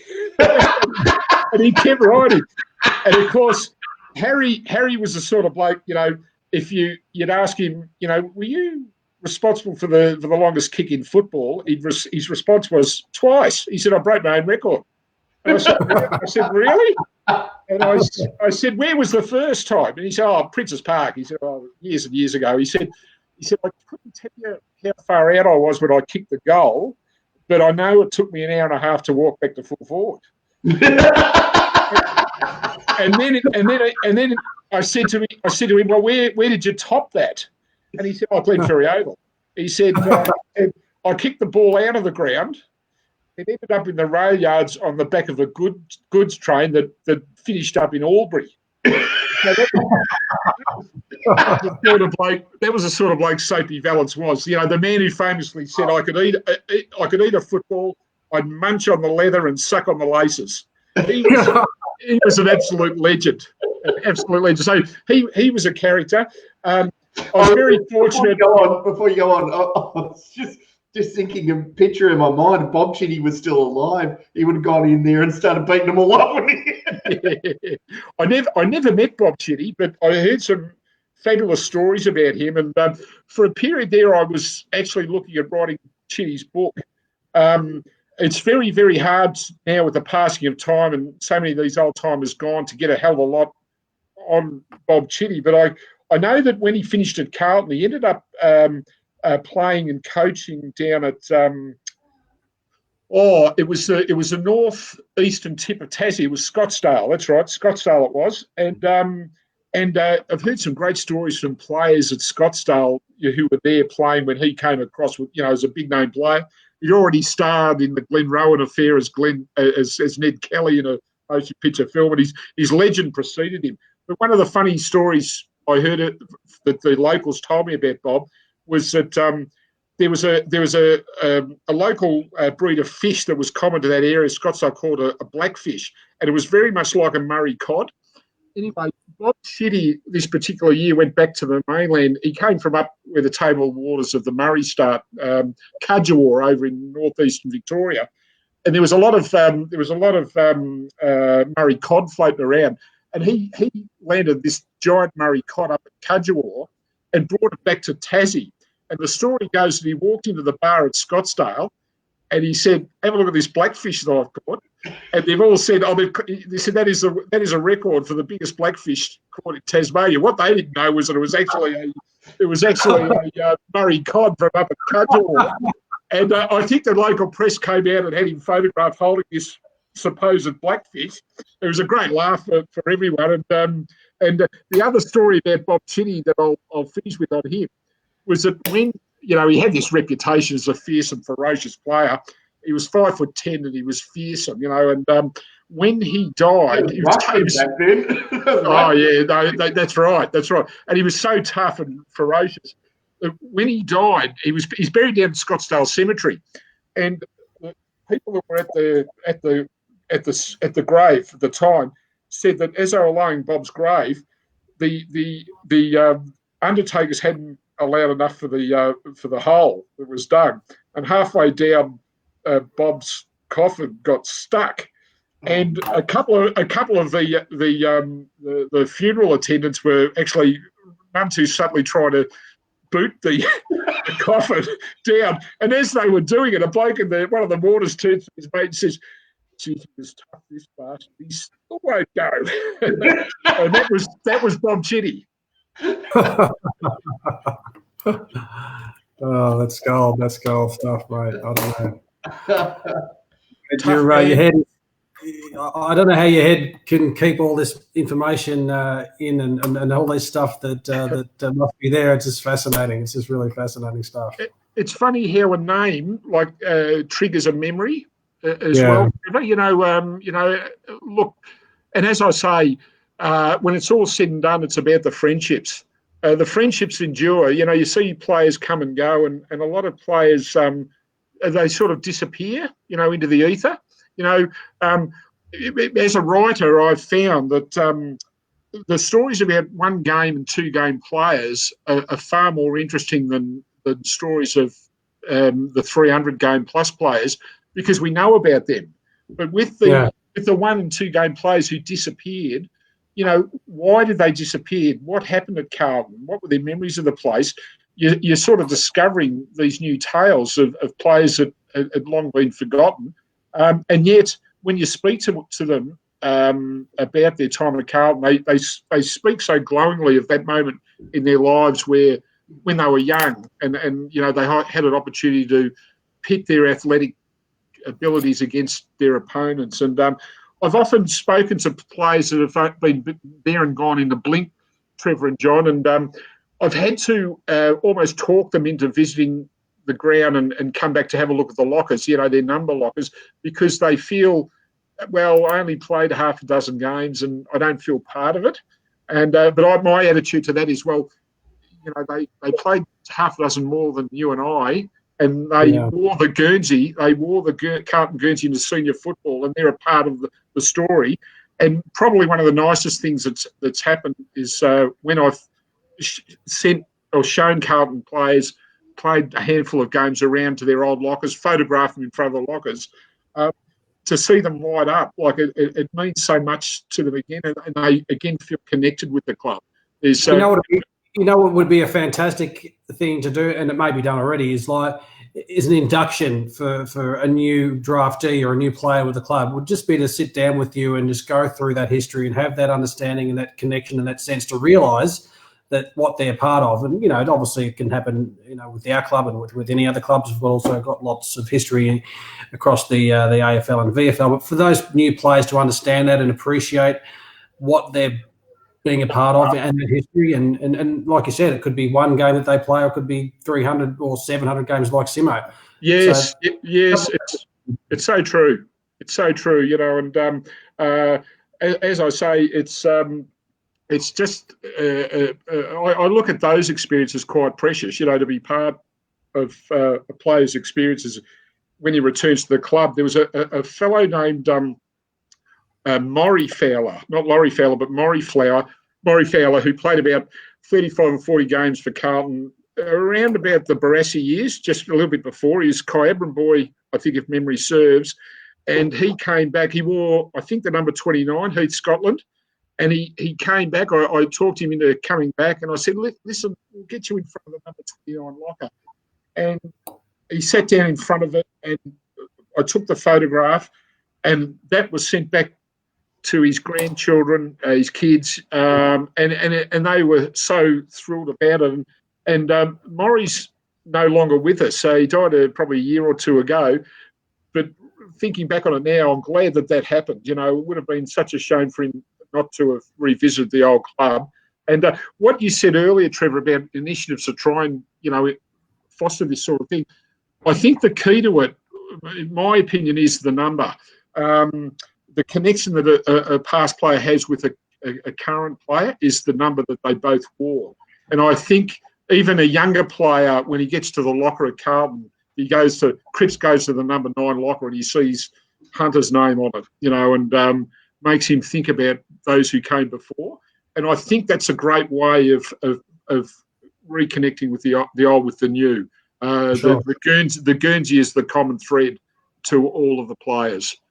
Definitely, no, that's for sure, mate. A couple of more things, and we'll wrap it up pretty soon. And apologies if we haven't got to some of the audience questions. We'll try and get those quickly before we finish up too, Tony. But obviously, there's some cliche stuff, and we'll have to cover those up before we go.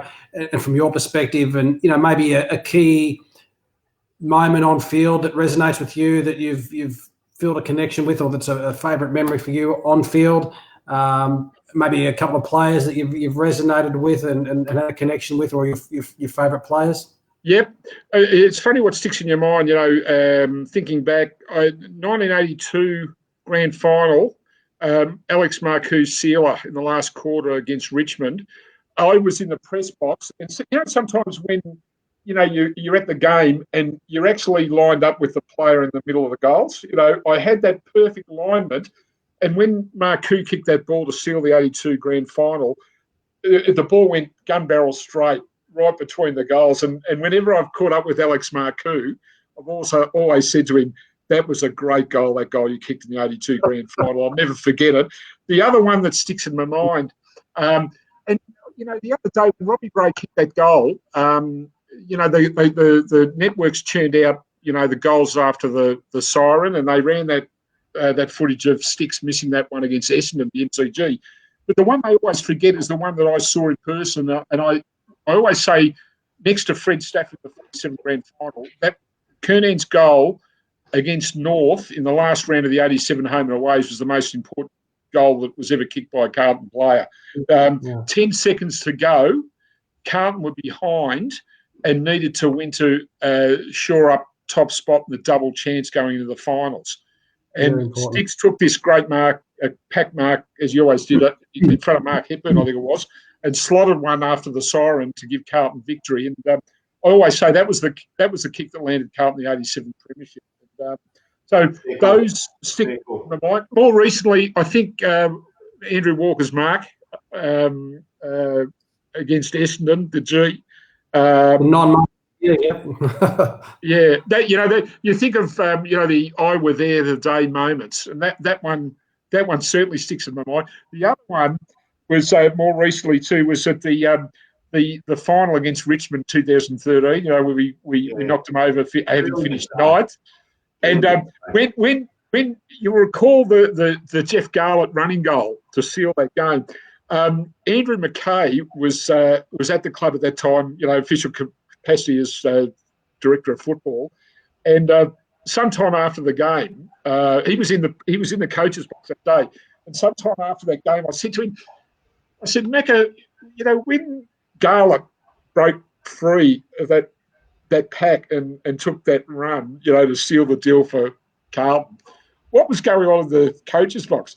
And he said, well, there's an unwritten rule that at all times coaches must maintain their composure. He said, but we were sitting at a bench, and under the bench there was about 4 or 5 coaches, and we were all knocking each other's knees, saying, "Go, you good thing, go, you good thing." So it was absolutely brilliant, and I love My even kids now have, watching that goal. My kids have got that game to thank for them being alive. Yeah. Their mother's a Richmond supporter, and we're at that game. And had things gone another way, their birth may not have happened. So sliding doors moment for my kids. Very true. Very true. And of course, of all the premierships that I've seen, my favourite are the bookends that I've seen. So 72 and 95. 72. In both instances, it was where the team played perfect football on the biggest day of the year. 28 goals, 9 in 1972. It's still a record. It was just unbelievable football. The late John O'Connell was playing the back pocket, and I saw him after some years after that game, and I said, "John, what do you remember about the 1972 grand final?" And all he did was he motioned like this, all the goals going over his head. What he remembered most of 72. And then in 1995, look, I don't know what you guys thought, but, I thought 15, 20 minutes into the first quarter that there was no way Carlton was going to lose this game. And a lot of the players felt the same way, reflecting on it years later. But the funny story there was for all the players that felt, somewhat comfortable going into the second half, certainly the last quarter, the one player that remained on edge was Silvani because, as Sauce always reminded them, the bloke I was playing on, Gary Ablett, had the capacity to turn the game in 10 minutes. And he said, I never relaxed in the 1995 grand final until the death when Ablett was moved up onto the wing. And he said, when Geelong moved Ablett onto the wing, I felt a tad more comfortable. I thought, we're going to win this. But a lot of them thought early on the piece that game was run and won. And I for one, was nice. It's nice to sit back in the grand final. It's nice to sit back in a grand final when your team's got it under control, so you can, light the big Havana cigar and appreciate the game for what it is. There's nothing worse than being involved in a nail biter when the stakes are that high. I thought we had 95 wrapped up grand final after round 1. So that's just me. So for me, the moment of that game, people, was when Earl Spalding did the smother and goal. I thought that's when I've become comfortable. So all right, this is our day. Yeah. When things like that happen in grand finals, it's almost scripted, isn't it? It's meant to be, and you just know that things are going your way. You're right, John. Yeah, that was the moment for me. And I said it. Tony, sorry. How do you see the club right now? Obviously, we've touched on, and we know the dark periods we've been in, and the things that have gone on. How do you see us right now? Do you like our list? Is Teague the man to take us to the next level? The administration, that sort of things. We discuss that on our show quite regularly, and there's a lot of conversation around that. But love to hear your thoughts on where we are right now and our list, and maybe some of your current day favourite players. Yeah, good question, Trevor. And I think reflecting on it now, you'd have to say we're on the way. We're on the way. I'm certainly more heartened with the list that we have. The 2020 list. Happy with the coach. I think the players have a great rapport and respect for the senior coach, and I do think that with every game, you can see the improvement in our players. Yes, it was disappointing last week, but you think about what the players can take from a game like that, and if you look if you look at the opposition last week, their best players, I think, were all premiership players. You know, they had eight or nine players that have been there, done that. That's what our list is aspiring to become. Our players are aspiring to become premiership players. The hunger is there. The willingness to learn is there. It's a question of when, as far as I'm concerned, because with every game you're seeing improvement in that core of Carlton players. Sure, there are areas that we may be deficient in that we need to bolster, but that's okay. You know, the system will allow us to get hopefully good players in.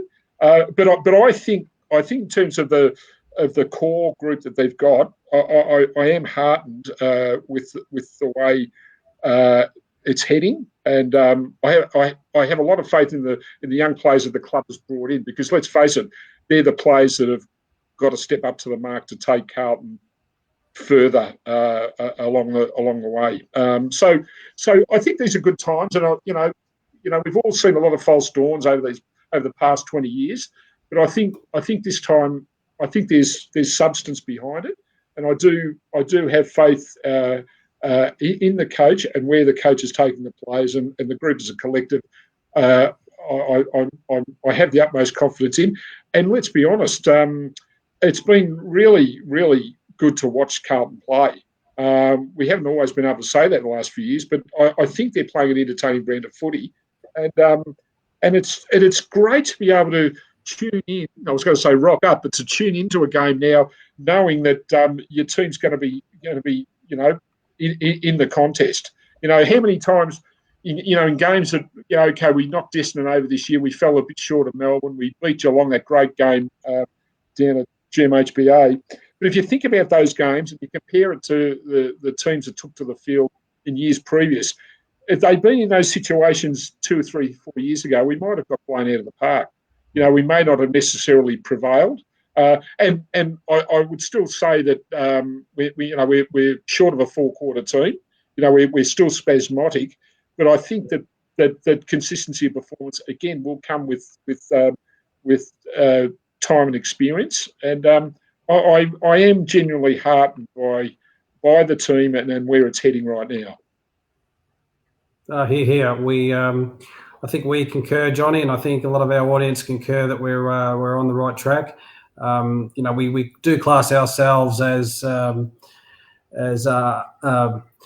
biased show, which we quite openly admit that we're biased. So I hope you're arrogant too, Trevor. You've got to be arrogant to be Carlton supporter. Well, we did lose. We've lost that, but it's coming back a little bit. It's hard to be humble, isn't it? It's very hard. Like you said, we've been in that era of enjoying that success, and we've had to cup a whack, but it'd be nice to get that swagger back. And like I said, we've spot for the tattoos somewhere around here would be nice.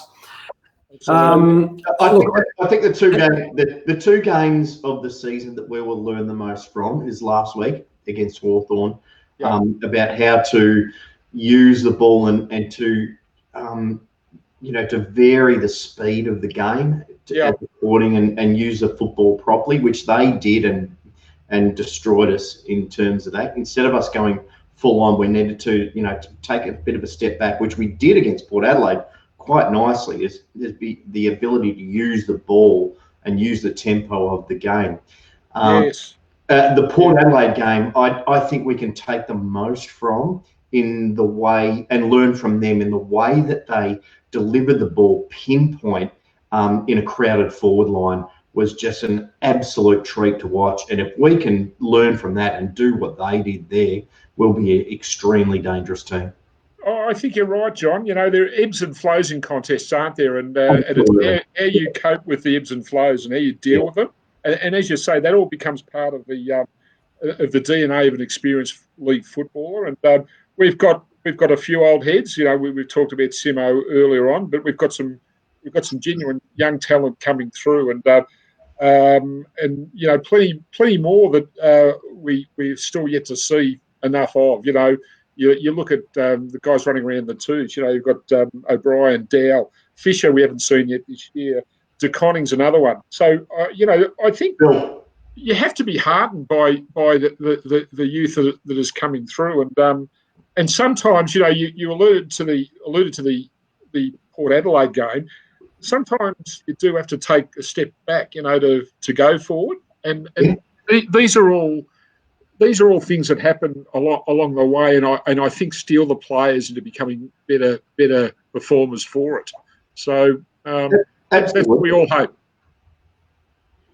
One thing I like to talk about on the show in particular, before we wrap up, mate, is sort of and some of the off-field stuff as well. And I think I did spend a little bit of time in the club as part of the Carlton Member Council, and what I did see, particularly, you know, when Mark Lejudice took over, was the connection that's gone from where's my camera, from the club here and the supporters down here to that connection where now it's an all of us. It really is an all of us situation where the club is now together. The communication there, that the engagement that the supporters now feel with the club through their media, through the communication channels that are there. You know, Mark cops a bit of flack for not being a public sort of president, but you know, you can shake his hand and he'll remember your name every day of the week if you go and see him at the footy. So I think that's, you know, had a lot to do with that. Sauce obviously has been a big contributor in the list. So, you know, for me, off field as well has been pretty important in recent times.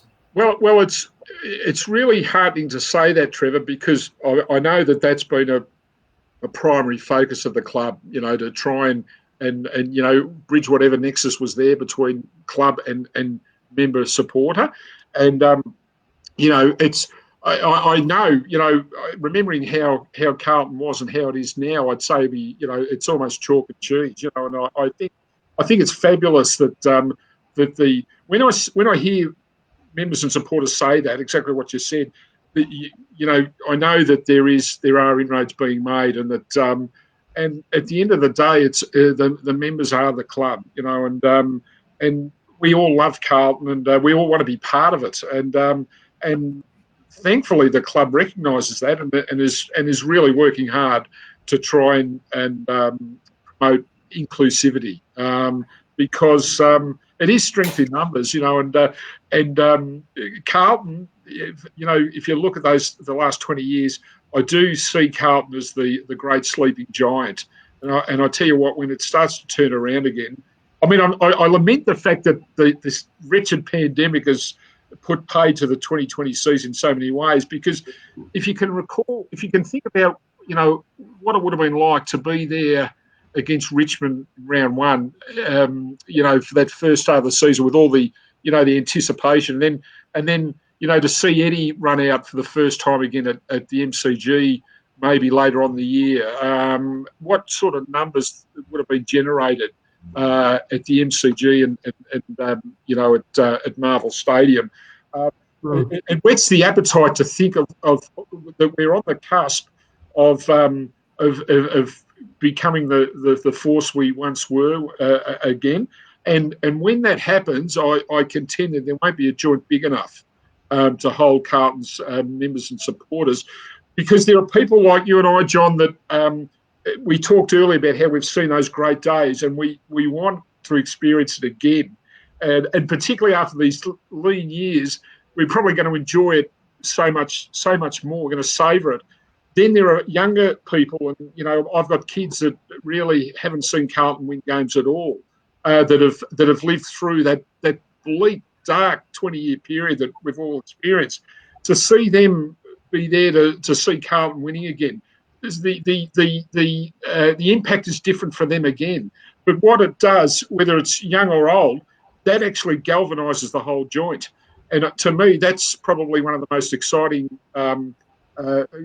components to this, that when Carlton does start to string them together, we're going to see the faithful turn out in force. And I'll tell you what, when that happens, Carlton will be a team to be feared.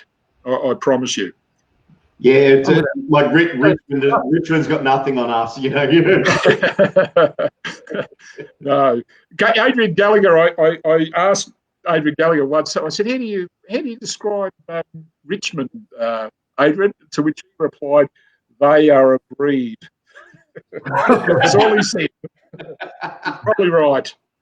An inbreed, but a breed. Oh dear. Talking about death threats. yeah, I did have one. And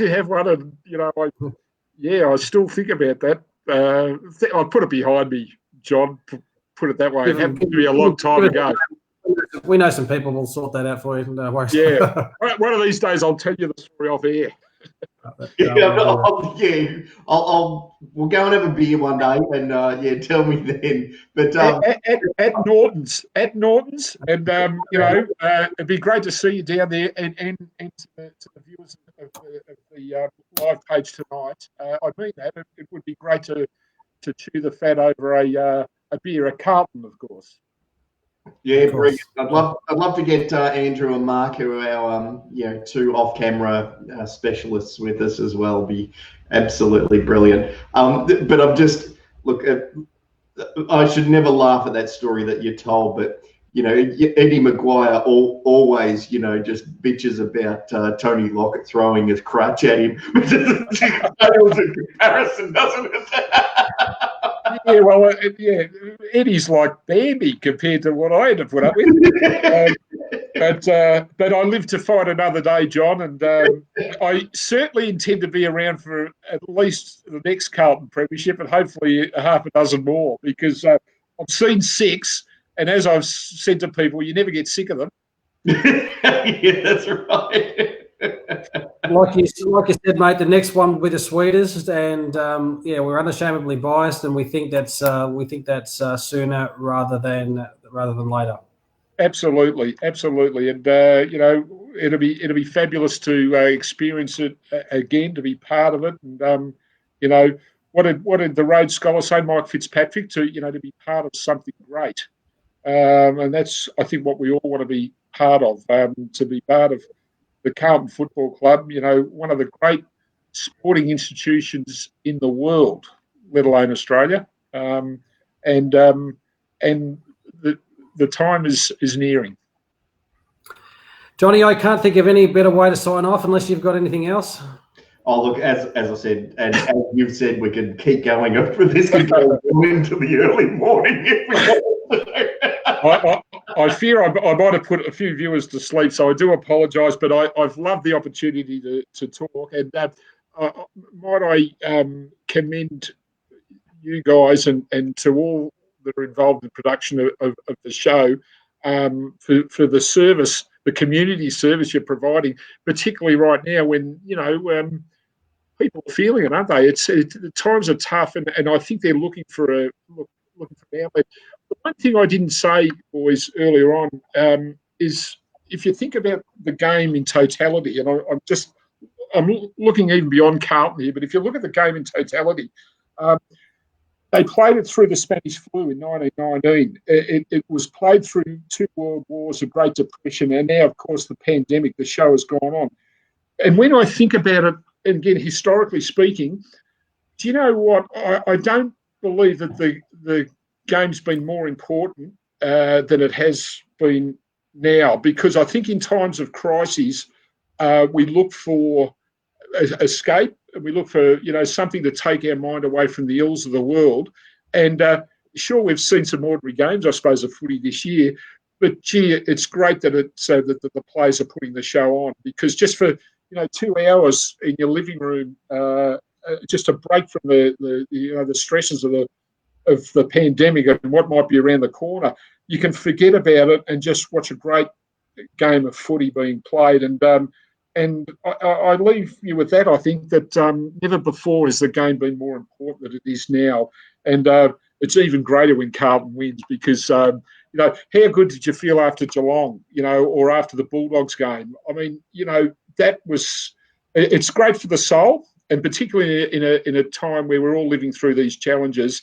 I can't think of a better panacea, to be truthful. And long may the game live, because it's certainly fulfilling an important service, I feel, at this particular time, more than ever. Yeah, here. And I think on top of that, and I said this a couple of weeks ago, the AFL doesn't get enough credit for them, the ability to organise this and Yep. it changes hourly. You know, they've got to deal with that. They can come up with the greatest plans, and all of a sudden it's got to change again. They've got to replan everything they've done in the last 2 weeks. You know. Yep. You know, you can if you think of who was the bloke that invented the code cracker in World War II. That, you know, the fellow in England. Who was it? Alan Turing. Alan Turing. What was the machine? I can't remember the name of the machine, but I think about Gil and McLaughlin in that way, you know, and what the complexities of this year, and, you know, imagine having to look after the fixturing. You know, Travis Arnold, he would have aged 20 years in the last 3 months. How they can conjure this, it's beyond me. It's but all power to them, John, as you said. They're under great duress. You have to commend them for what they've done to keep the game alive and to keep it going. Yeah. Wonderfully said, Tony, and I'm sure that resonates a lot with our audience, 100%. It's been a fascinating insight into yourself and your stories, even though it's been a little bit of a limited time that we've had. It's been fantastic to hear from you, and again, I'm sure our audience have appreciated every second of it. And we do also try to have a little bit of an escape and a bit of a time away from things that are going on, and it's fantastic that you've been a part of it for us tonight. Absolutely. This show is an escape for us as well. You know, really. Thanks, Trevor and John. And I've just noticed Andrew Hudson's put up a little message. The Enigma machine. It was. Yeah, that's it. That's the Enigma. I think named after Peter Pizzasto, wasn't it? He was rather enigmatic. What a player he was too. But thank you, Trevor and John, and to the people that have tuned in. I can see their names: Ricky Spencer, Debbie O'Connor, Andrew Lake, great man Andrew, Russell Dobson. Thank you. I'm sorry if I didn't answer the questions, but I really am grateful for your support, and I do hope to see you at a Carlton game in the flesh. By the way, sooner rather than later. Let's all hope so. Do yourself a favour, ladies and gentlemen. Get hold of Tony's book, Out of the Blue. It's a fantastic piece of literature and a great read, and some great material in there about the history of the Carlton Footy Club. Obviously, if you're a Carlton fan, you may have seen his biographies on Sauce, Sticks, and Cooter, and maybe upcoming with, like we said, Cade Simpson in 100 years when he retires. But do yourself a favour, and Tony's other work, In Search of Kings, in relation to his family heritage and his story and coming over from Italy. Obviously, the DeBolfo Italian name has got blue blood running through it, and it's good that you've passed it on to your kids, like any good Carlton person has done. Well, they'd be out of the streets otherwise, Trevor. You know that. You would indeed. You would indeed. Johnny, we'll hang around for a couple of seconds before we say goodnight. After we say goodnight to Tony, a couple of things to tie off. But again, Tony, once again, we sincerely appreciate your time. We may get you on again at some other stage. It'd be fantastic to do part 2. But you take care of yourself and continue the fantastic work that you're doing at Carlton. And you, Trevor and John, and thanks very much for the opportunity. And go Blues. Go Blues. How's that for a treat, Johnny? Yeah, look, I've said this before, but that's, you know, one of the best experiences I've had doing this show. We could have kept going for another 3 hours quite easily. And I went through a bottle of red, and I just didn't back it up. I missed out. I should have. Outstanding. Look, a wonderful person. You know, we've had some, you know, we've had a lot of guests on the show, and, you know, some of them, you know, I don't think any of them have been as humble as he. You know, just wonderful. No, that's for sure. Like I said, he's in the green room still going along. He'd probably continue to talk to us for a few hours if we'd have him on. As I said, we won't have to get him on for part 2 at some stage. Really a real treat. Tony clearly is a passionate Carlton guy, and his experiences and his knowledge of the people he's met is just a real good insight, and we're really pleased to bring it to our little audience on Carlton Live. Yeah, look, an absolute treat, as you say, and I feel privileged to have been a part of it. Before we sign off, ladies and gentlemen, we might do a show later in the week. We might have a bit of a chat about the Hawthorn game, and or maybe we'll just do that next Tuesday night. Touch on the Hawthorn game quickly before we move on to the West Coast. That might be enough for us, Johnny. Yeah, fair enough.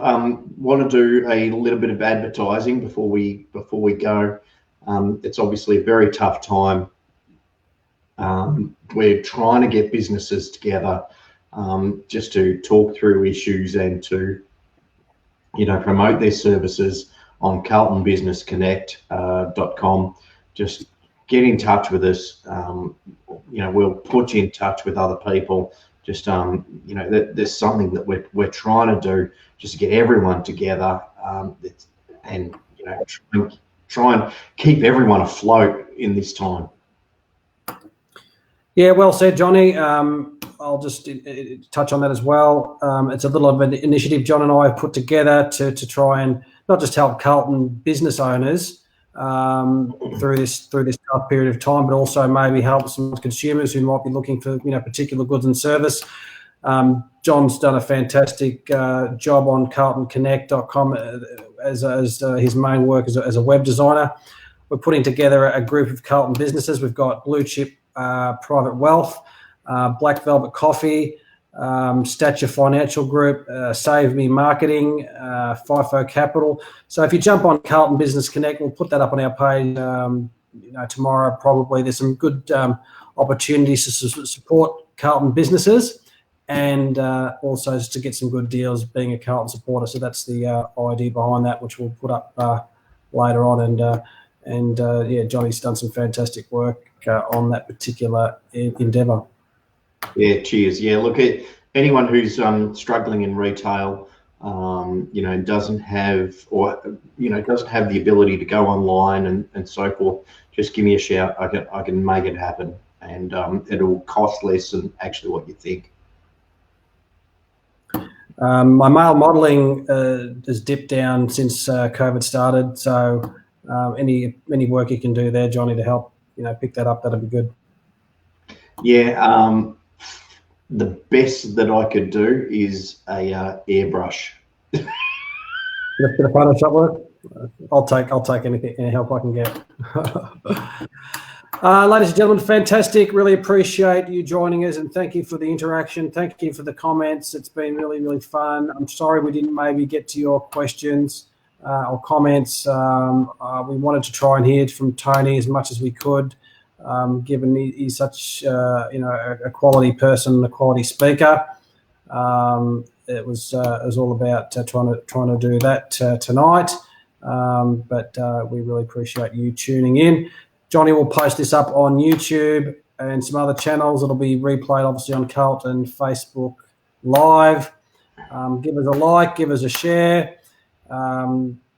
We'd love to grow our audience as much as we can amongst the Carlton community. We love what we do. We love all you guys as well. Yeah, on all of the podcast channels, probably tomorrow afternoon it will be. Thank you very much, John. Time for a cup of tea and a bicky, and good night, everyone, and go Blues. Good night, Johnny. Good evening.